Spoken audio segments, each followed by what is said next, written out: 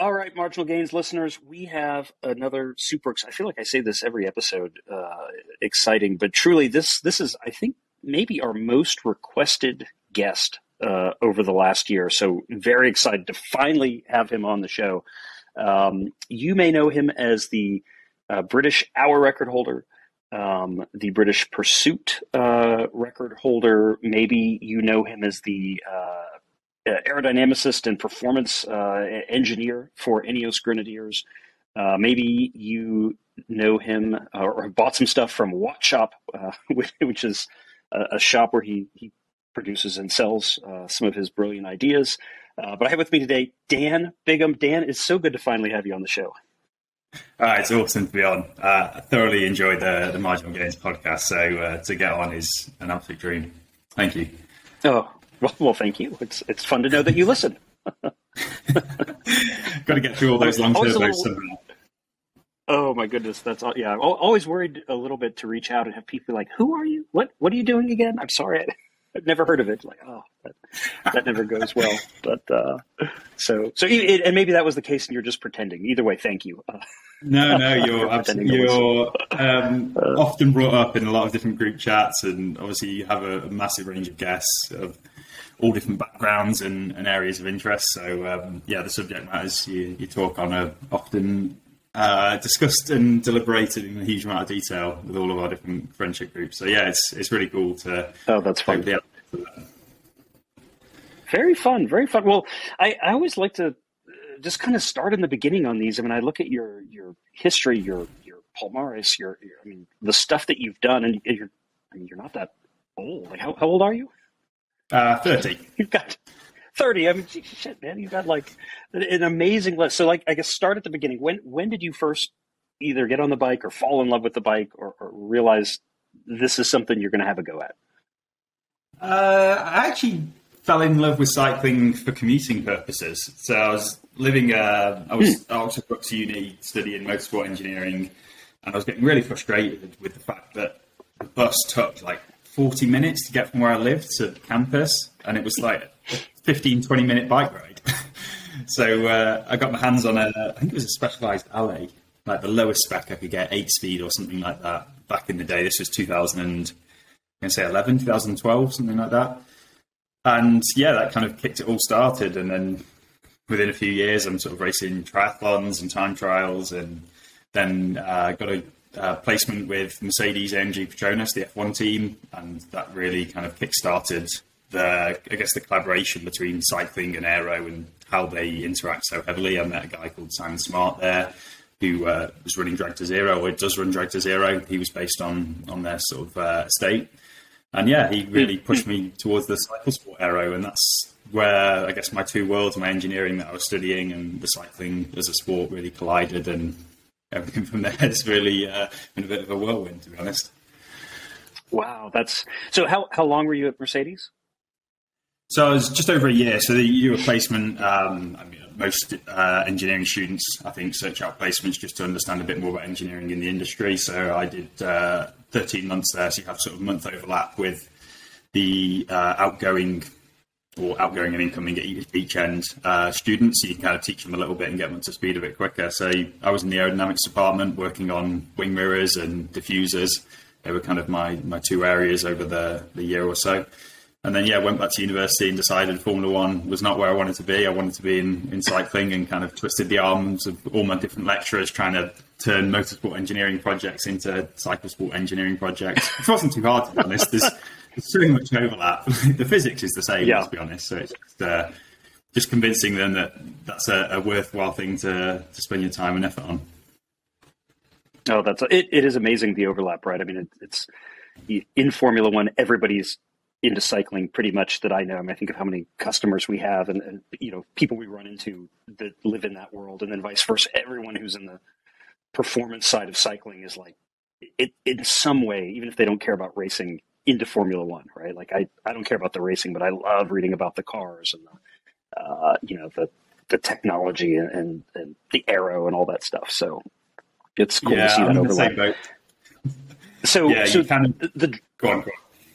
I was going to say, so the draw to cycling, I think for me, I spent some time in motorsports as well. And one of the things I found is such a draw to cycling was you just had so much more of the bike. I think unless you're Adrian Newey, it's pretty easy to get pigeonholed in motor racing to like wing mirrors. You're the front wing end plate guy, and you can just only do so much front wing end plate. But in our sport, you can kind of come in and it's a little bit of a free for all. So is that part of the draw for you, or was it just more bikes over cars?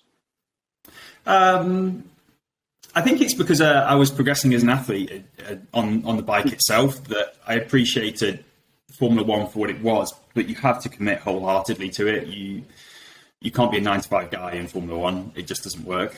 You've got to give up your evenings, your weekends. I was doing night shifts as well. It was pretty intense, which if you love it and you live for it, then that's the absolute dream. But for me, that wasn't really what I wanted. I wanted to progress on the cycling side. And I think it was quite fun at the same time to apply everything that I was learning in all the lectures and be like, actually, this will help me in this way if I can apply equation or do a bit more research or design a rig for testing something. It suddenly becomes like a nice way to get an advantage on all your competitors because everyone's training much the same, nutrition's much the same, whereas on the sort of engineering, the energy outside of the equation, people are doing a lot of different things, and it was like this wide open opportunity of like, you could drive a bus through here with like the gains that were available. I think the last 5 or 10 years it changed that somewhat. It's not quite so fruitful anymore, but that makes it all the more enjoyable when you do find those gains. You've got to work a lot harder for them, and I think that was really the attraction for me, that I could be an engineer and a cyclist and they would work in harmony together. Yeah. No, I you sound just like me. So yeah, let's speak to that. So, I've always said there's this great opportunity of asymmetry around aerodynamics because you have such a huge portion of the cyclist and the directors and the team managers and everybody out there who don't know, don't care, choose not to believe.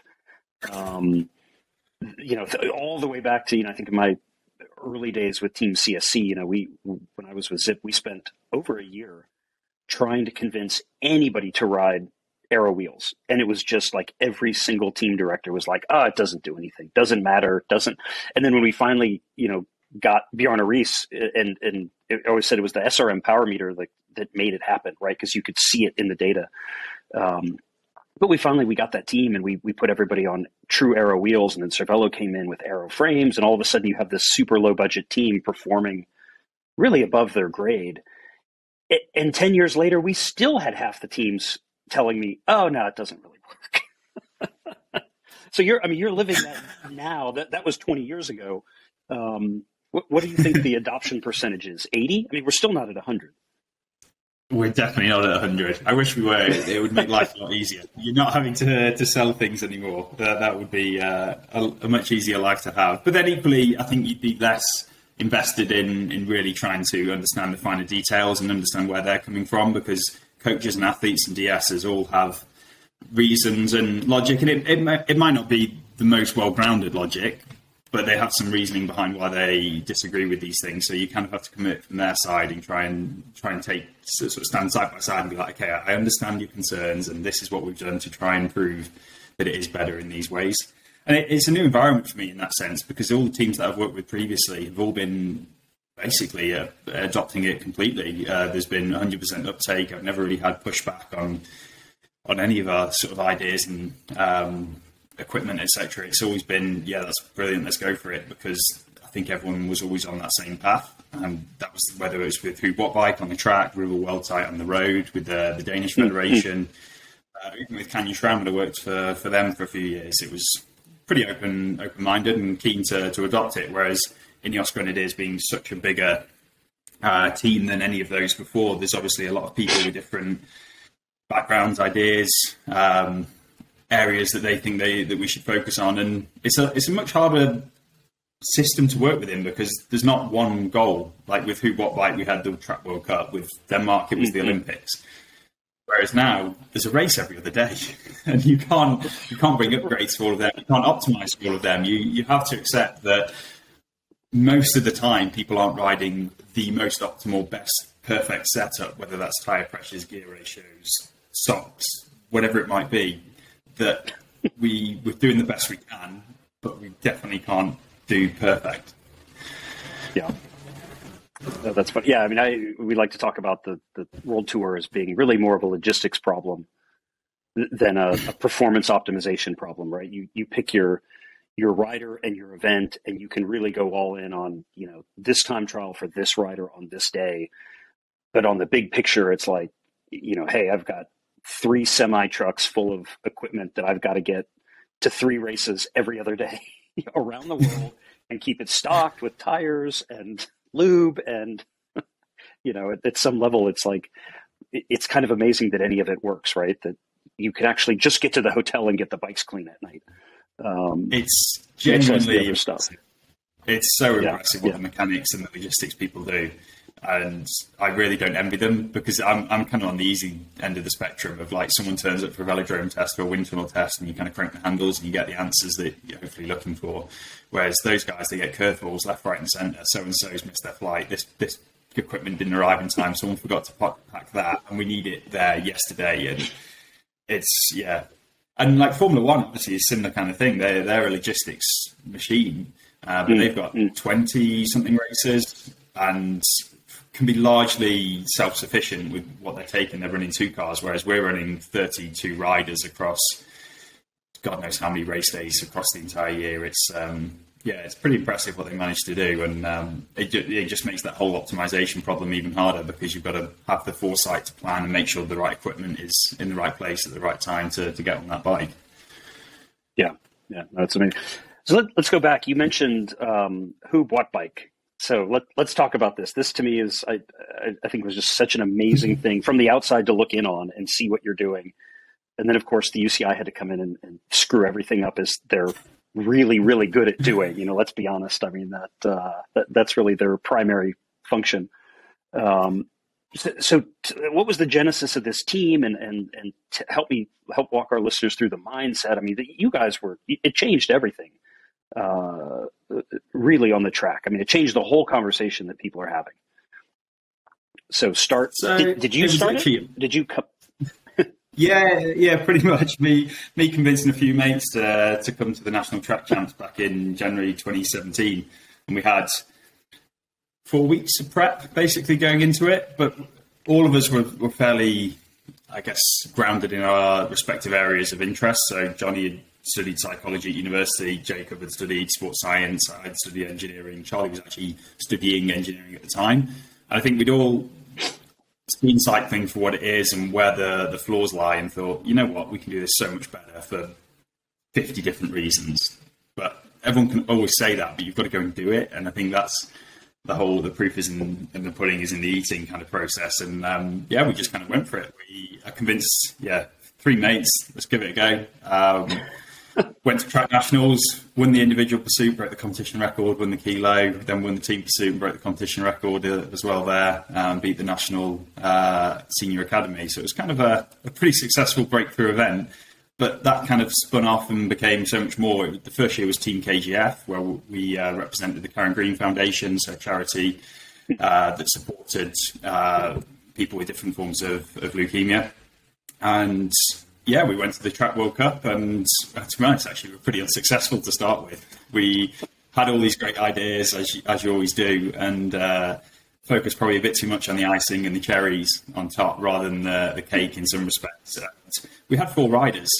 Every other team, every nation are turning up, and they've got basically, within reason, the entire nation to pick from if their net's cast wide enough.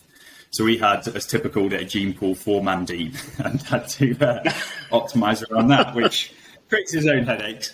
But it was a nice environment to go, well, we don't have to worry about team dynamics and who's going to be on the start line. It's just, how do we get 3 guys across the line as quick as we can? So that kind of presented a lot of different opportunities, and we had some really good help from people like Mehdi Cordy, who we named the Mehdi method, which was a tactic to help our weakest rider, Jacob, to get round, which basically meant I started at man 1, changed and dropped into man 3. So he had an easier lap 1 and spent more time further back in the line getting more draft.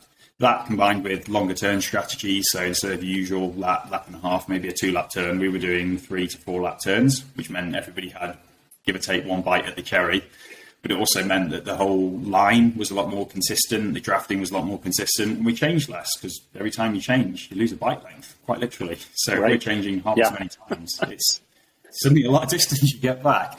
And just little ideas like that you look at, and when you step back, it makes a lot of sense. But people were willing to try different things because track cycling especially is so ingrained in its history. It's old school dogma of always doing things the way they've been done. But we didn't have that history. We weren't constrained by coaches and performance directors saying you need to do it this way. It was just, well, the math says this is faster, so let's give it a go.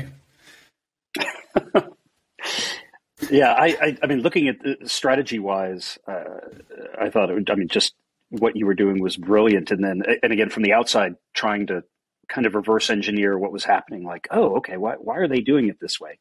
And so it's awesome to see or I guess hear the real explanation, because we can theorize like, oh, I think they're protecting the weakest rider to try to keep, those sorts of things. So you and I think Ashton Lambie, when he was on, talks a lot about the spreadsheet, right, or the sheet. So tell me about the spreadsheet. Like every engineer's got at least one, right? But how do you break? What was your approach to break Team Pursuit into a spreadsheet? So the mythical spreadsheet, there are many, by the way, and to be honest, actually, a lot of them are more MATLAB scripts than they are spreadsheets, but it's more fun to just say there's one almighty spreadsheet that does everything. So the strategy that I had was more to try and empower everyone in the team to understand the demands of the event and how they can influence it. So rather than me sitting and having this really powerful spreadsheet that you build and a great model that predicts performance to say, this is the way we do it, and then blindly everyone else follows, was more to make a spreadsheet that I could literally send to everyone in the team and say, play about, find what happens when the density is high, when the density is low, when you go shorter, longer. Just understand what's going on. And then I think people pretty quickly got a handle on what makes a difference in team pursuiting. And then they buy into things like draft efficiency, for example. We put a measure on that, how well riding in the wheels, which was effectively just how much you reduce your airspeed by, or you can calculate it in different ways, but it's obviously really important in a team pursuit. You want to be as efficient as you can in the wheels. So it was a big metric in training, and at the end of every session, you crunch the numbers and chuck it out and say, great, you've improved 0.5%, 1%, but you're still a few percent worse off than the same guy in that position. So there's headroom to improve. So things like that, it was empower people, but quick, meaningful data as soon as you can after a training session, and not being risk averse. So being willing to do crazy things, try weird strategies, super long turns. Johnny did a 6-lap turn from man 2 and then ejected. And I'm dropping in at man 3 and stuff like that. Like, just give it a go, see what happens. Yeah. I think it's brilliant. It's just brilliant. Yeah. It's been fun to see too. I mean, how you really changed that event. I mean, everybody started to kind of play around the edges. I think it's fun, as happens when you're successful with something really odd. I think we started noticing other teams playing with things in their own way, trying to do what they thought you were doing. And I'm sure on the inside there, like they have no idea what you're actually doing, but like, oh, well, that's a weird strategy. Let's try that. But I mean, you guys really changed that event in a huge way. So congratulations. It put pressure on the nations, right? Like suddenly nations who are funded to a very high level, normally by the government or similar, then if they're getting beaten by a bunch of guys who have 20K for a budget for the entire season, then suddenly questions get answered, and that kind of pressure makes them look at other options, whereas I think people often get comfortable in their environment. Yes, we're the 5th best team pursuit team in the world. Well, that's great. And maybe people are happy being the 5th best team. But suddenly if you're getting beaten by a bunch of amateurs just winging it and trying all manner of weird stuff, then those hard questions get asked of why have they suddenly come from nowhere to beating you? I thought we were doing things great. And then you quickly adopt, and whether they're doing it for the right reason or the wrong reason, or just copying, who knows. But I think it's nice to be a bit of a catalyst for change. And obviously we've had other changes with the UCI changing regulations left, right and centre when we're pushing those rules a little bit harder around pit positions. But I think that's part and parcel of the sport. I think historically it's happened. Graham Mabry, Chris Boardman, they've been chased around left, right and centre, and debris hacking the front off seats and God knows what else. So, yeah, just a bit of fun. Oh man, that's so. So let's, I guess, take that forward in time. Now, you quite famously did a lot of work with the Danish, and you still work with the Danish team, correct? No. So okay. Our R&D team, as it were, have kind of all headed off. So myself, Casper, and Martin are each working for different Pro Continental or World Tour teams now, which is quite interesting. So we're on different teams competing against each other rather than on the same side. Than together. But so you were involved in that. I mean, the Danish team is just, I mean, talk about performance, right? I mean, they've really were on top here this last, couple of years. So just take me through, that process and the things that you're doing there. And then, of course, I want to get to the kinesio tape. We can't not talk about the tape. The tape, the mythical tape. Yeah, we'll get to that one. So it all kicked off at the back end of 2019. So the UCI by this point had decided trade teams were no longer welcome at the World Cup. It became a Nations Cup. And that was kind of the end of the road for us competing at that level as Who What Bike. And I mean, we did have this last hurrah plan before COVID kind of spoiled the party of heading up to altitude. We were going to go to Bolivia and have a go at the team pursuit, the individual pursuit, and the hour record. Ashton was part of that plan as well. It was a big trip. We were on a final altitude camp in Tenerife when COVID hit, and that kind of mothballed all of that. But sort of end of 2019, I sent a message to one of the riders, Casper van Volsack, who I knew really well. In fact, he was retiring at kind of around that point. I think he was bronze medal in Rio in the team pursuit. He had a few medical issues that kind of stopped him from competing at the highest level, and he was taking up a more R&D based role. And I said, look, I'm really keen to stay involved. I love the team pursuit. Like, you guys have absolutely the best potential here of going to the Olympics and winning. So is there a spot for me, kind of thing? So rather than asking for a ride, kind of come and do some engineering stuff. To be honest, within a few weeks, I pretty much had a signed contract with them and kick-started as soon as we were no longer competing against each other, which was the Glasgow World Cup in, I think it was November, maybe it was October, November, late 2019. And it was just a really open environment, much like Who What Bike was, but with a little bit more budget, not a massive budget, but a bit more to kind of all focus in on one big event, the Tokyo Olympics. I mean, at the time we thought, okay, it's 6-7 months away, obviously it turned out to be a whole lot longer than that, which, I don't know, in some respects, maybe that was welcome, maybe it wasn't. From an engineering perspective, it's quite nice to have another 12 months to try and push things forward, but then I think equally we were in the best position possible to win in 2020, and maybe it gave time for others to catch up more.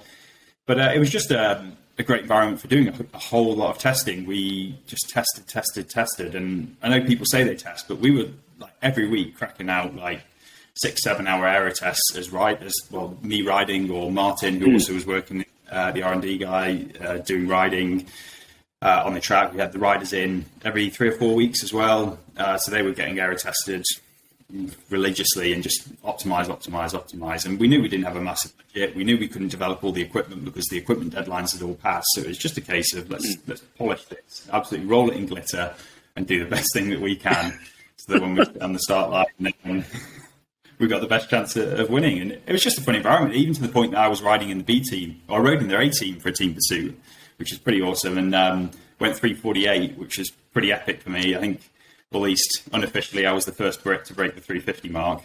A few days before GB, I heard, did it in training, which was pretty awesome for me. But it's just, they were so welcoming. Okay, I was a Brit and I was competing with these guys, but they welcomed me with open arms, and jumped on all the kind of benefits and improvements that we could find.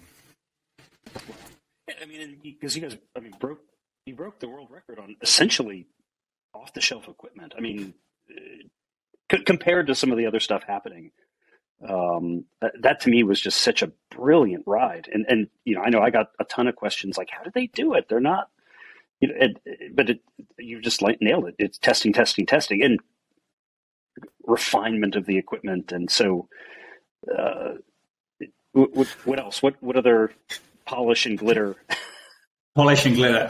It was mostly the fine tuning of position. I think we had a few little equipment upgrades going into the Berlin Worlds in, I think it was February 2020. It was just before COVID, wasn't it? When they qualified in 3:46.5. And bear in mind, this was about a month or so before we were planning to head up to altitude to have a go at the Team Pursuit World Record. So on one hand, I'm helping Denmark, and on the other hand, I've got all my teammates who bought bikes saying, "Dan, what the hell are you doing? You've just made our life harder." It's gone from having to break 3:48.0 to having to break 3:45.6. Sorry, 3:44.6. Right. So yeah, that was I got hit hard by my teammates there, shall we say? But they were just the bar. Yeah, exactly that. Stop giving them all the good stuff. But to be honest, it wasn't like we'd done anything ridiculously outrageous on the development side. I'd only been involved in the team by that point 2 or 3 months. A lot of that was just the work they'd done going into there, the position they were in, their preparation. They did really good numbers, absolutely. Like, they were physiologically a step above what I could say as a team pursuer I could have achieved back then. And then, yeah, a few little details obviously helps a second here and half a second there. And it all kind of came together on that day with great form across all 4 riders. And, yeah, they did something pretty epic there, I thought. Wow. That was so impressive. Okay, so let's roll into the Olympics. Let's talk about the tape. It was one of my favorite happenings of the whole Olympics. So for maybe not all of our listeners know the whole story. So you tell it from your perspective. Yeah, I mean, it was a pretty popular story, I think, across all the press and media. I can't remember who it was. I think it was someone at the Daily Mail had said it was like their second most popular story of the last decade or something ridiculous like that. How is tape that popular? But I mean, it came from literally guys having knee injuries. So Frederick Roddenberry, who was our man 4, effectively our Filippo Garner equivalent, as it were. So he raced back in Rio, and since then, I think he'd had a year and a half out of the sport with a knee injury. Then Lasso had time out with a knee injury, and one of the other guys had some time out with knee injuries, and they were literally like knee injury after knee injury, and then turning up to training sessions strapped up as athletes do with kinesio tape. And then we're like, well, okay, you're using it for a reason from a physiological, biomechanical perspective. I mean, I'm not a physiotherapist, so I couldn't tell you all the things that underpin that. But then I was like, sure, there's an aero impact of this. So then, yeah, it was just, I guess, a secondary thing behind that of like, okay, well, you're going to run kinesio tape in a place that's going to be beneficial. So it kind of went down that path, really. And, yeah, then suddenly, obviously, sitting on the start line of the Olympics and people don't like your interpretation of the rules. But, I mean, the UCI had said, yes, that's fine. Like, you can wear kinesio tape. And, I mean, look across the entire sport, like, every event you can pick out somebody riding with kinesio tape. It's just part and parcel and thoroughly accepted.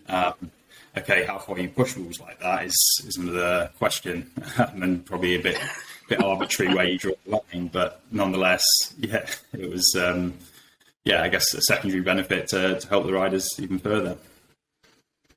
That's So on this podcast, I think we had that come in as a question, and you know, I had theorized that clearly you're doing it. It's probably doing something. But I also theorized that it was also likely to be part of a mind game, like a little bit of a brain fuck for the other team. So to help me through what sort of scale of benefit was it, and how much of a mind game was it? If it was a mind game, it probably hurt us a lot more. I think the press and the pressure, especially if it was our performance director, I don't think he was too happy with the pressure that it came with it. But performance-wise, aerodynamically, it was about 1% or so, I think, off the top of my head. So it's not nothing. It was definitely something. I was going to say it's not win or loss, but maybe if you look at the final, maybe it was win or lose. But yeah. 1%, so like 0.002, something on that scale. Yeah, about that. Like okay. About that scale. Yeah. No, that's definitely not nothing. I mean, that's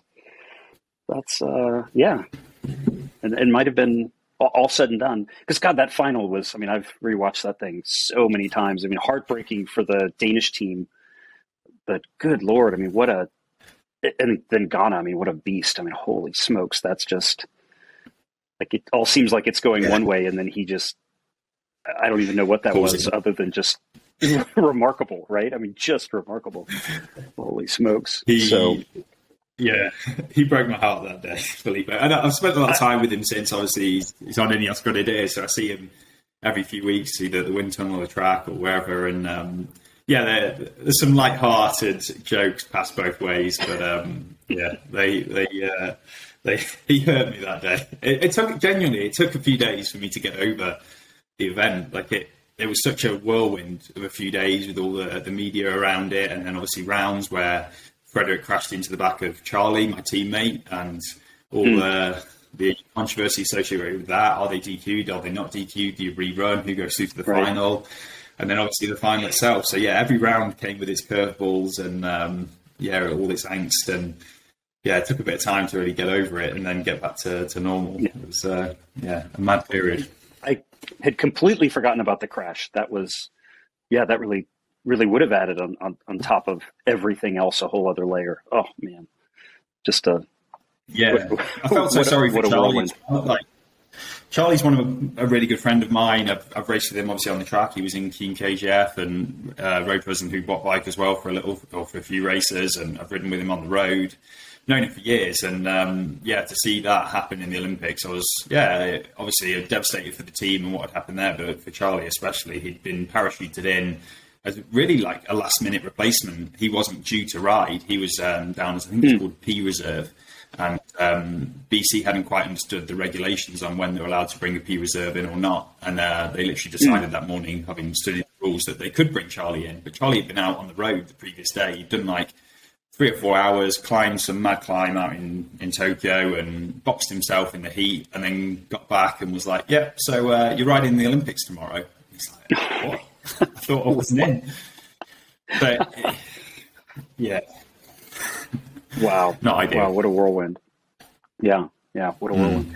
God, and then, because we had so much happen. So the Olympics, and then obviously Ashton, who, as you said, was with you in the Hoop Watt bike. Then he went and did his sub-4 pursuit. And that, which was another remarkable ride. We've just had so much cool stuff in track the last, really these last 2 years. It's just the stuff with the Danish team, the Italian team, and you've had your fingers in all of it, which I think is just super exciting.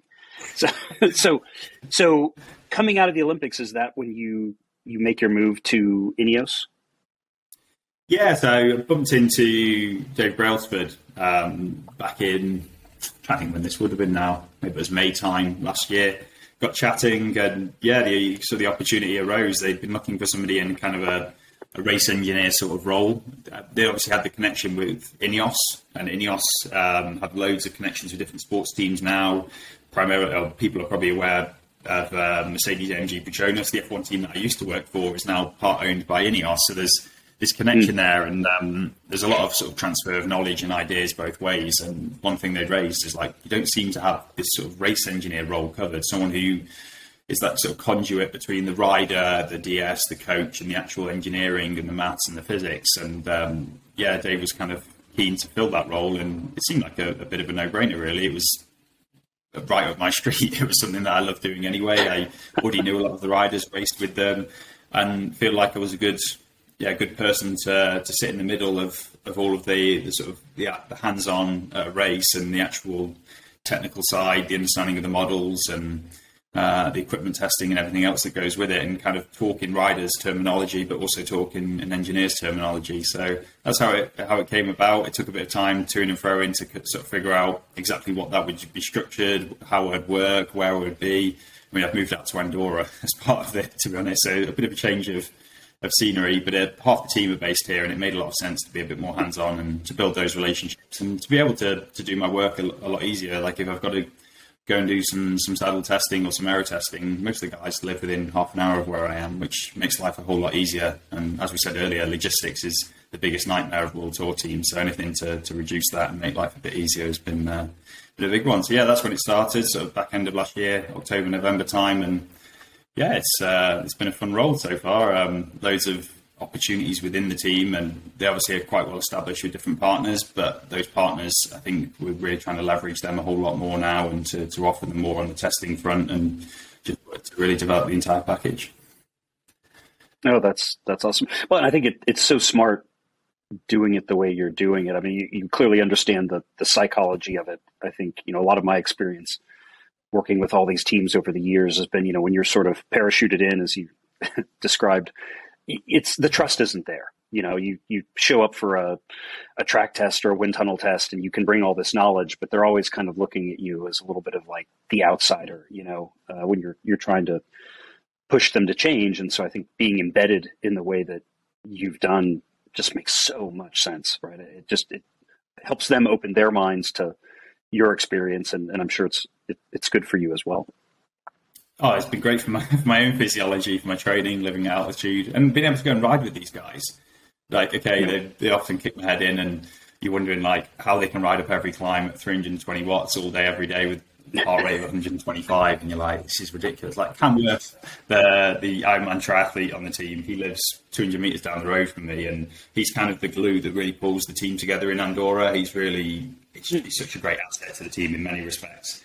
But yeah, you get out on these rides, and they're just good opportunities just to chat with the guys, understand their worries, their queries, and them to ask questions. And I think cycling's great for that in general. It's not like you're having a meeting and a conversation face to face and that sort of pressure. It's just relaxed. You're out on a bike ride, just chatting with mates, really, and it makes life a lot easier to kind of bridge those gaps in their understanding, but also them to ask the questions and for you to give them honest feedback and honest, I guess, data and everything that underpins it, because that's what they want to know, and they just don't want it all wrapped up in a load of marketing mumbo jumbo. They just want to be told how it is, and you need to say, look, this is faster in this way for these reasons, but here are all the caveats as well that go with it, and just leave it to them to understand. And I think trying to empower the athletes really to make those decisions, and I think that's a big thing within the team, rather than us dragging them kicking and screaming in one direction, is just give them what they need to make the decision themselves. No, that's super smart. That's so, in a way, that's the ultimate marginal gain, right there. Is it's not saying like, oh, here's my PowerPoint, where I'm showing you what you're going to do and why it's better, and everybody's skeptical. But I mean, when I've said a million times, and you've lived it. If they don't believe it, it's not going to work. I mean, it doesn't matter how much better it is. If they don't have the faith and trust, then they can't get out of their own heads. It doesn't, that 002 CDA it doesn't matter. If they're riding under the shadow of doubt. So I think that's a brilliant strategy. I think as well, they see me riding all manner of different equipment, and then they ask a question, and they probably buy more into that direction. So, I mean, people, for example, have poked fun at me for riding narrow handlebars, but now a lot of the guys are asking a bit more about it. So stuff like that, for example, they see me doing it, and they're like, well, I'm racing against this guy. So I race against them at nationals. I race against them at track worlds, road worlds, competitively so. And then they go, well, maybe there is something in this. And then obviously I'm a bit more of an open book than their usual competitors. So they're all welcome to come and ask questions of me. And my job is to make them all faster. And yeah, it just makes life a lot easier when they're a bit more open and you're, I guess, friends rather than just colleagues. Yeah. Oh, that's awesome. So I guess take us, so you're now there. What, can I ask this question? I have two athletes that I was working on our record planning with, and both of them said, oh, Ghana's going to do it. I'm not even going to bother. And so both of them are now canceled. So can you say, is Ghana going to do it? I think, as he said in the press, that he is going to do it. I'm going to go officially no comment, but I think it's pretty. I'm sure I know that he wants to at some point in the future. Would be probably the party line to say. Got it. Well, I will say he has effectively gotten in everybody's head with it. So I mean, the conversations I've had have been quite funny. Just like, oh yeah, no, it's Ghana. Like it's like it's just a done deal, and then in some way, it kind of does feel that way. So let's talk about your own hour record. So you're now the British hour record holder. I mean, you were close to pulling it off, the big one. But I have to say, and we'll see if we can get the graph. I think is it Zav Disley who does the scatter plots? Yeah. I'd love following those, but everybody talks about negative splitting, and nobody actually ever does it. And then we look at your hour record, and like you were pretty much perfect. I mean, that was so. Like, take me through your hour record planning, your attempt, your actual use of the negative split, and you beat Wiggins in all that, and you almost got to Campinerts. So, one, congratulations. Two, give us how it happened. Give me the down low here. Yeah. So the entire project, I guess, started back in February 2020. I did a practice run before we were heading to altitude pre-COVID. And at sea level in Derby, I think it was 52.6, give or take, which was just a random Monday morning, was like, going to do an hour record today and just see where I'm at.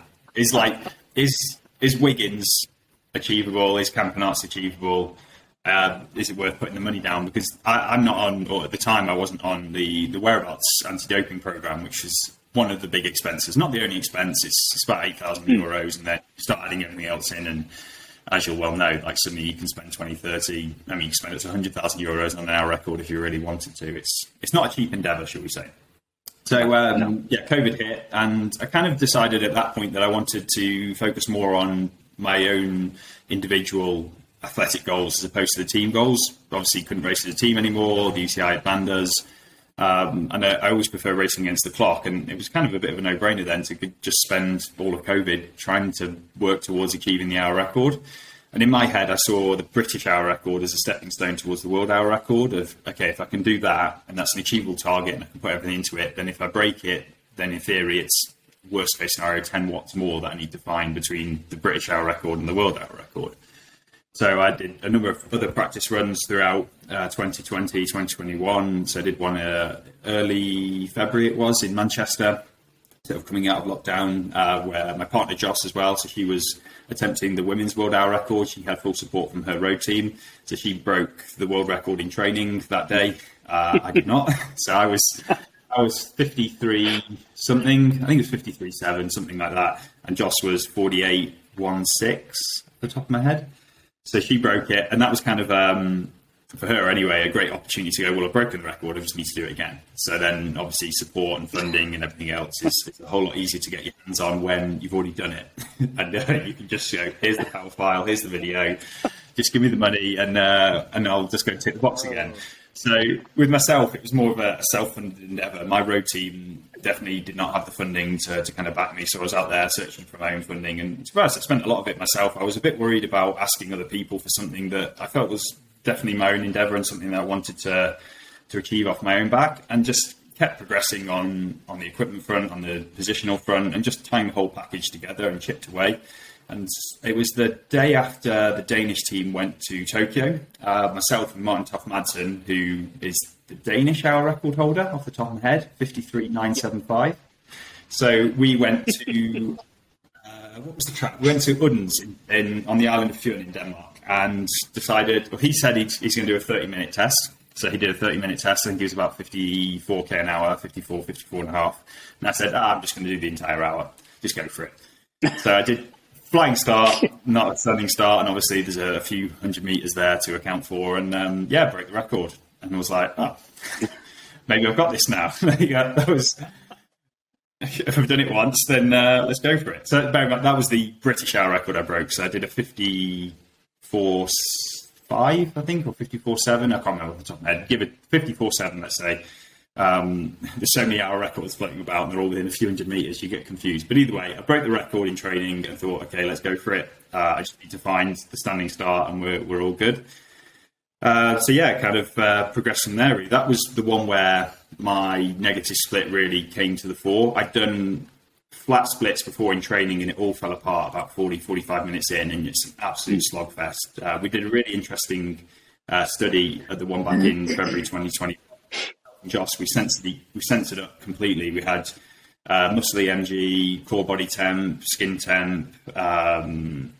What else did we have? Leomo sensors, aero sensors, power, heart rate, speed, mass, lactate, anything we could think of. We took sensors on and thought, let's just make a paper out of it, if nothing else.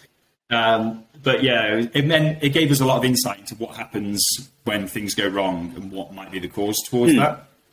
Which helped a huge amount. And the big one for me was the negative split and how that controls rate of perceived exertion, core body temp, and a few other things.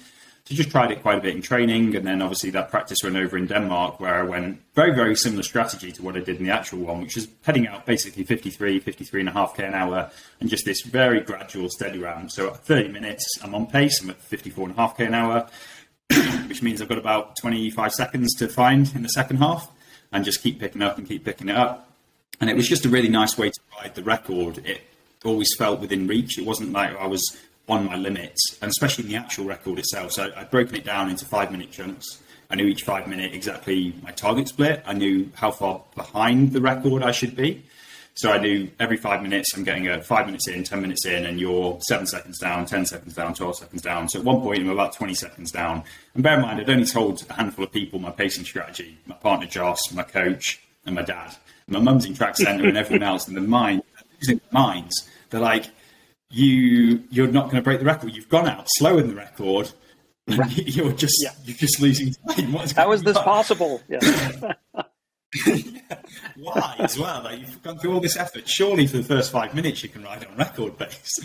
So it meant in the back half I had a lot of ground to catch up. But I knew also I was ahead of target. My plan was to be 26 seconds down halfway, and I was about 19 or 20 seconds down.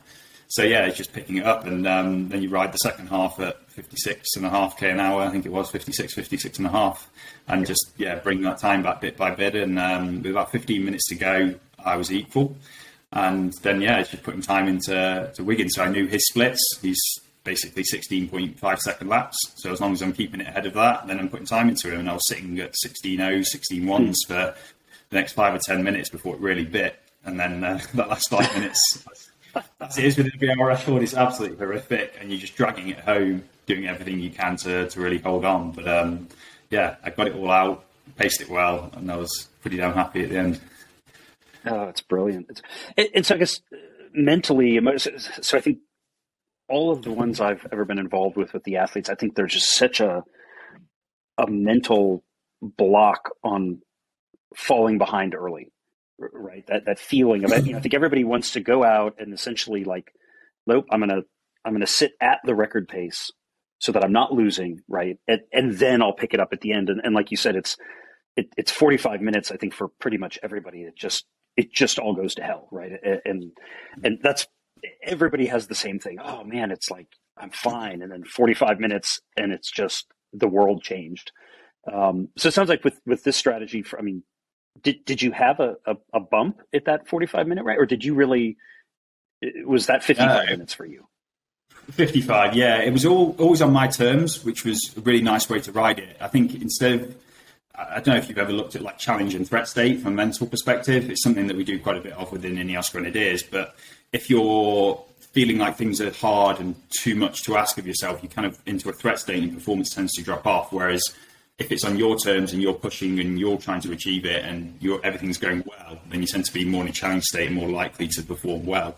And I think a lot of it came down to that. It wasn't that I was particularly aware of that terminology beforehand, but from a perspective in my head, it felt a lot easier to go out and say, I just need to ride faster at the end. I just need to pick it up. And I'd done a huge amount of training runs. Like I'd done practice half an hour's 45-minute reps. So I'd do like 45 minutes at maybe 53.5k an hour, have 10 minutes off, get back on, do another 45 minutes. And the last 15 minutes, I'd just go full beans. So you'd sit at 53.5 and then just whack it and see what you can do.